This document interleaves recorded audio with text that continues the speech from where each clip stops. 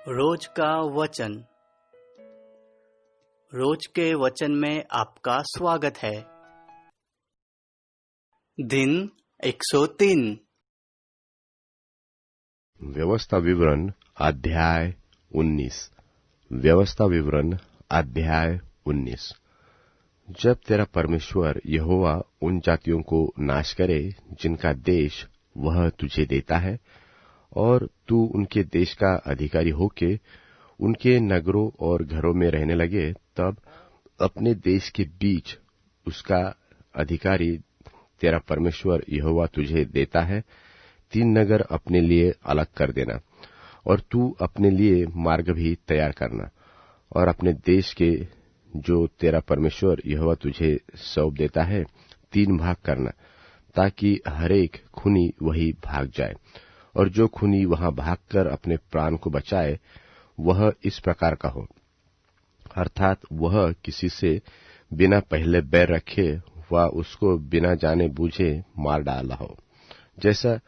जैसे कोई किसी के संग लकड़ी काटने को जंगल में जाए और वृक्ष काटने को कुल्हाड़ी हाथ में उठाए, और कुल्हाड़ी बेंट से निकालकर उस भाई को ऐसे लगे कि वह मर जाए, तो वह उस नगरों में से किसी में भागकर जीवित रहे।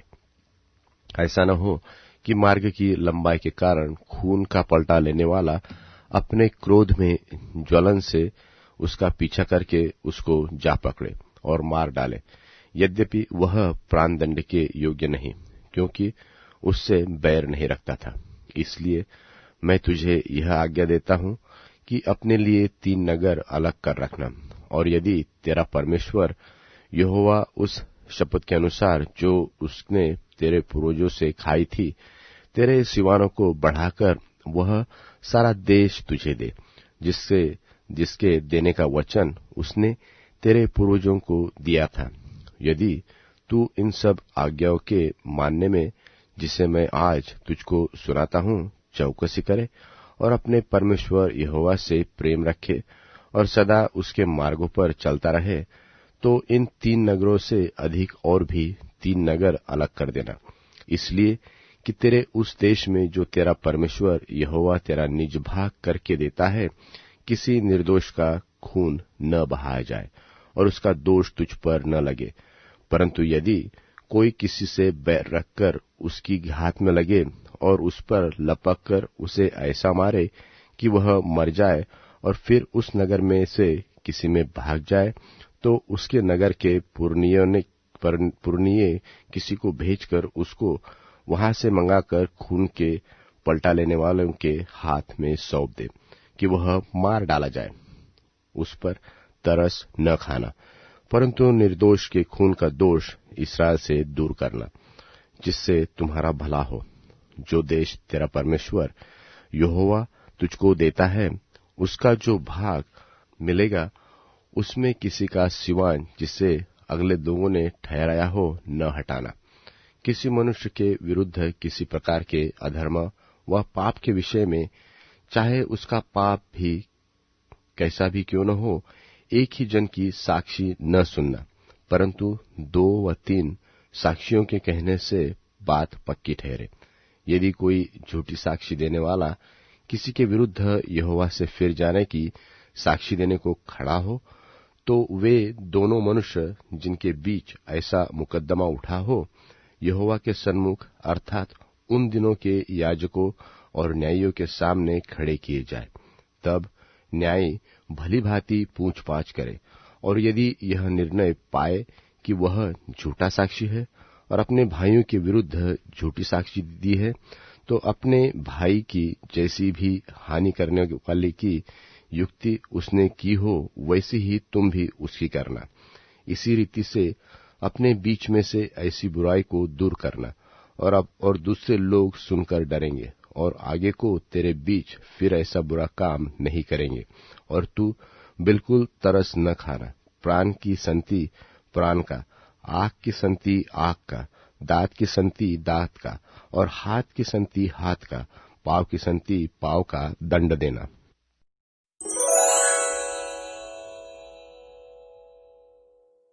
व्यवस्था विवरण अध्याय 20। व्यवस्था विवरण अध्याय 20। जब तू अपने शत्रुओं से युद्ध करने को जाए और घोड़े, रथ और अपने से अधिक सेना को देखे, तब उनसे न डरना। तेरा परमेश्वर यहोवा जो तुझको मिस्र देश से निकाल ले आया है, वह तेरे संग है। और जब तुम युद्ध करने को शत्रुओं के निकट जाओ, तब याजक सेना के पास आकर कहे, हे इस्राएलियों, सुनो, आज तुम अपने शत्रुओं से युद्ध करने को निकट आए हो। तुम्हारा मन कच्चा न हो, तुम मत डरो और न थरथराओ और न उनके सामने भय खाओ, क्योंकि तुम्हारा परमेश्वर यहोवा तुम्हारे शत्रुओं से युद्ध करने और तुम्हें बचाने के लिए तुम्हारे संग संग चलता है। फिर सरदार सिपाहियों से यह कहे कि तुम में से कौन है जिसने नया घर बनाया हो और उसका समर्पण न किया हो, तो वह अपने घर को लौट जाए। कहीं ऐसा न हो कि वह युद्ध में मर जाए और दूसरा मनुष्य उसका समर्पण करे। और कौन है जिसने दाख की बारी लगाई हो परंतु उसके फल न खाए हो, वह भी अपने घर को लौट जाए। ऐसा न हो कि वह संग्राम में मारा जाए और दूसरा मनुष्य उसके फल खाए। फिर कौन है जिसने किसी स्त्री से ब्याह की बात लगाई हो परंतु उसको ब्याह न लाया हो, वह भी अपने घर को लौट जाए। ऐसा न हो कि वह युद्ध में मारा जाए और दूसरा मनुष्य उससे ब्याह कर ले।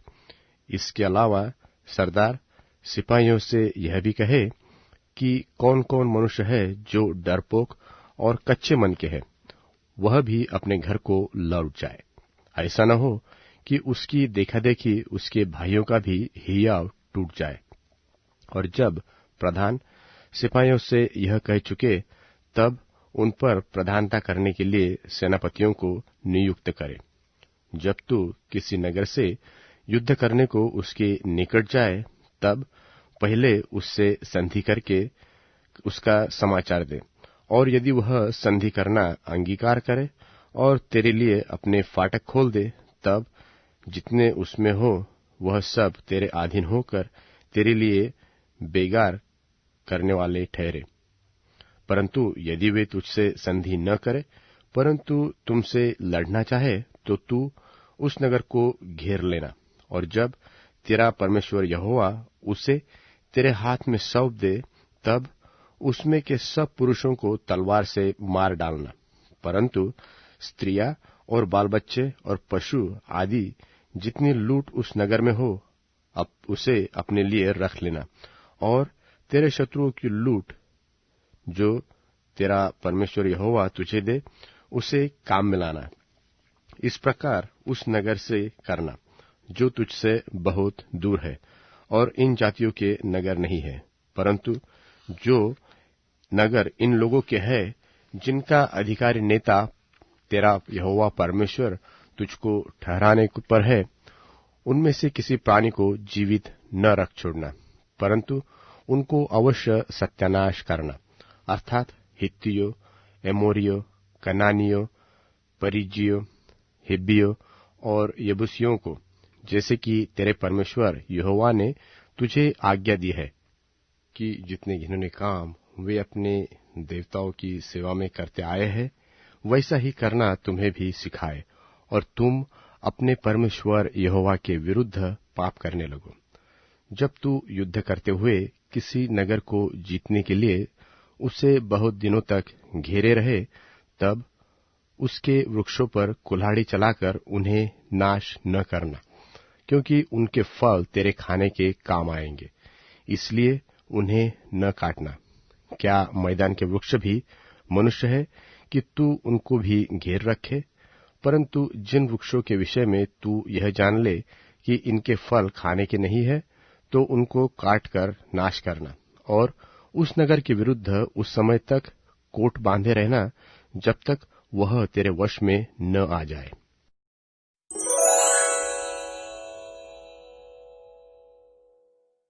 लूका अध्याय 15। टैक्स कलेक्टर और दूसरे बड़े अपराधी अक्सर यीशु मसीह की सुनने आया करते थे।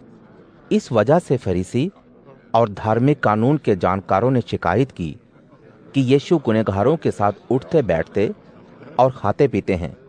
इसलिए यीशु ने उन्हें एक उदाहरण दिया। यदि एक आदमी के पास 100 भेड़ें हैं और उनमें से एक खो जाती है, तो वो क्या करेगा? क्या वो 99 को जंगल में छोड़कर उस एक को तब तक खोजता नहीं रहेगा जब तक वो मिल ना जाए? जब वो उसे पा लेता है तो कंधे पर उठाए खुशी से घर लौटता है। घर पहुंचने पर वो अपने दोस्तों और रिश्तेदारों को एक साथ बुलाकर कहता है, मेरे साथ खुशी मनाओ, क्योंकि मैंने अपनी खोई हुई भेड़ वापस पा ली है। इसी तरह से जब एक पापी मन बदलाव के साथ परमेश्वर के पास लौटता है, तब स्वर्ग में एक ऐसा बड़ा जश्न मनाया जाता है जैसा कि उन बाकी 99 के लिए नहीं मनाया जाता जिन्हें मन बदलाव की जरूरत नहीं है। वो कौन सी महिला होगी जिसके पास 10 चांदी के सिक्के हों और उनमें से एक खो जाने पर वो दिया जलाकर घर में झाड़ू लगाकर तब तक अच्छी तरह से ना ढूंढे जब तक वो सिक्का पा ना ले। खोया हुआ सिक्का पा लेने के बाद अपनी सहेलियों और पड़ोसियों को बुलाकर कहती है कि मेरे साथ खुशी मनाओ, क्योंकि मैंने खोया हुआ सिक्का पा लिया है। इसी तरह मैं तुम्हें बताता हूं, परमेश्वर के स्वर्गदूतों के सामने उस समय जश्न मनाया जाता है जब एक दुष्ट व्यक्ति मन बदलता है। यीशु ने कहा, एक आदमी के 2 बेटे थे। छोटे बेटे ने आकर पिता से कहा, पिताजी, जो मेरा हिस्सा है वो मुझे दे दीजिए। पिता ने वैसा ही किया। कुछ दिनों के बाद ये लड़का अपना सब कुछ लेकर एक दूर देश के लिए रवाना हो गया। वहां जाकर उसने अपना सारा धन बर्बाद कर डाला। सब कुछ यूं बर्बाद कर डालने के बाद ही वहां बड़ा अकाल पड़ा और तब उसे काफी आर्थिक तंगी हुई। इसलिए वहां के एक निवासी के यहां जाकर वो नौकरी करने लगा, जिसने उसे अपने सूअरों को चराने के लिए अपने खेत में भेज दिया। वो इतना भूखा रहने लगा कि सूअरों के भोजन को भी खाने के लिए तैयार था, क्योंकि कोई भी उसे कुछ देने के लिए तैयार नहीं था। अपने आपे में आने पर उसने खुद से कहा, मेरे पिता के घर में तमाम नौकरों के खाने पर भी भोजन बचा रहता है, लेकिन मैं यहाँ भूखा मर रहा हूँ। मैं अपने पिताजी के यहाँ जाऊंगा और कहूंगा, पिताजी, मैंने आपके और परमेश्वर पिता के खिलाफ बुरा किया है। मैं इस लायक नहीं कि आपका बेटा कहलाऊं। मुझे अपने यहाँ एक नौकर की तरह रख लें। और वो उठकर अपने पिता के घर चल पड़ा। और वो दूर ही था कि उसके पिता का दिल भर आया और दौड़कर उसने उसे गले लगाया और बहुत चूमा। पुत्र ने उससे कहा, पिताजी, मैंने स्वर्गिक पिता के विरोध में और आपकी दृष्टि में पाप किया है, और अब मैं इस लायक नहीं हूं कि आपका बेटा कहलाऊं।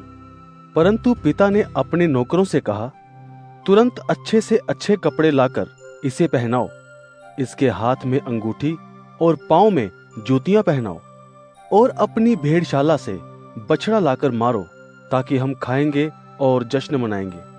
क्योंकि मेरा ये बेटा मर चुका था, फिर जी गया है, खो गया था, अब मिल गया है। और वे जश्न मनाने लगे। परंतु उसका बड़ा बेटा खेत में था, और जब वो घर के निकट पहुंचा तो उसने गाने बजाने और नाचने की आवाज सुनी। तब उसने एक नौकर को बुलाकर पूछा, ये क्या हो रहा है? उसने उससे कहा, तुम्हारा भाई आया है और तुम्हारे पिताजी ने बछड़ा कटवाया है, क्योंकि उसे भला चंगा पाया है। ये सुनकर वो क्रोध से पागल हो गया और उसने भीतर आने से मना कर दिया। परंतु उसका पिता बाहर आकर उसे मनाने लगा। उसने पिता को उत्तर दिया, मैं इतने वर्षों से आपकी सेवा कर रहा हूं और कभी आपकी आज्ञा का उल्लंघन नहीं किया, लेकिन आपने मुझे कभी एक बकरी का बच्चा भी ना दिया कि मैं अपने दोस्तों के साथ जश्न मनाता। परंतु आपका ये आवारा बेटा, जिसने आपकी सारी जायदाद वेश्याओं पर उड़ा दी है, आया तो उसके लिए आपने पला हुआ बछड़ा कटवाया। पिता ने उससे कहा, बेटे, तुम तो हमेशा मेरे साथ हो और जो कुछ मेरा है वो सब तुम्हारा ही तो है। परंतु अब खुशी मनानी चाहिए, क्योंकि तुम्हारा ये भाई मर गया था, फिर जी गया है, खो गया था, अब मिल गया है।